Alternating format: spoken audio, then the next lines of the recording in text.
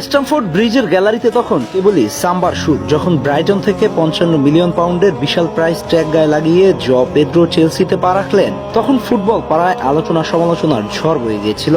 অনেকেই বলছিলেন 55 মিলিয়ন কি একটু বেশি হয়ে গেল না? কিন্তু 2025 সালে তো বটেই, 2026 সালের ফেব্রুয়ারিতে এসব পেদ্রো যেন প্রতিপক্ষ ডিফেন্ডারদের রাতের ঘুম কেড়ে নিয়ে সেই সব সমালোচনার জবাব দিচ্ছেন নিজের বুট দিয়ে।